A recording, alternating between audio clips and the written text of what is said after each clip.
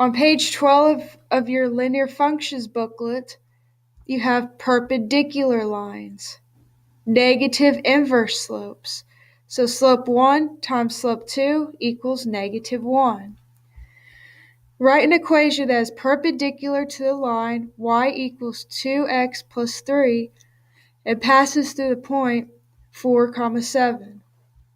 So for this example, our original slope is 2.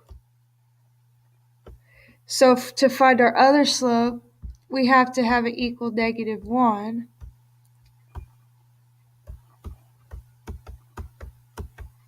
So from here, we could just divide both sides by 2, both sides of the equal sign.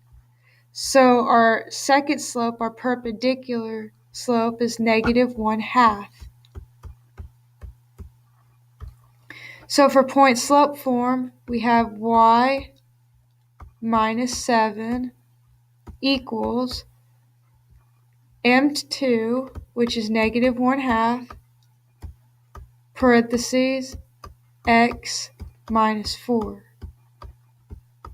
If you change that to slope-intercept form, we'll go ahead and distribute the negative 1/2 into both terms. We have y minus 7 equals negative 1/2 x plus 2. The two negatives make a positive. 4 divided by 2 is 2. Add 7 to both sides of the equal sign, and then you have your slope-intercept form. Y equals negative 1/2 x plus 9. And that would be your slope-intercept form for this perpendicular line. Go ahead and pause the video. Find the next one. It says write an equation that is perpendicular to the line y equals 3/4x minus 8 and passes through the point 20, 10.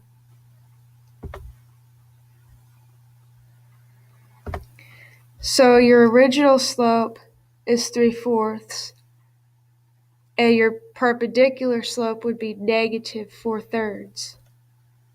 Here's your point slope form. Y minus 10 equals negative 4/3 times x minus 20.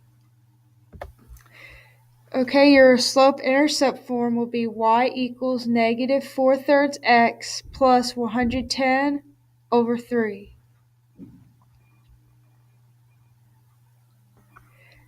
Now write an equation that is perpendicular to the x-axis.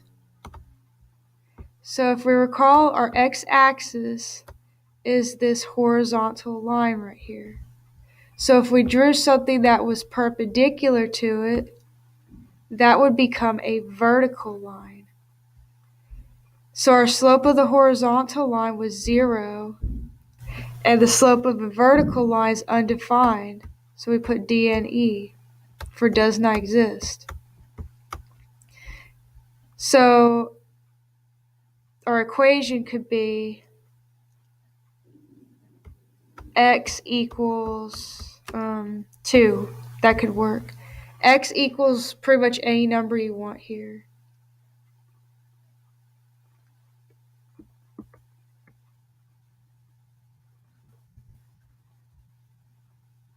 Okay, if it's perpendicular to the y-axis, well, the y-axis is a vertical line, and vertical lines are undefined. So we put DNE for M1.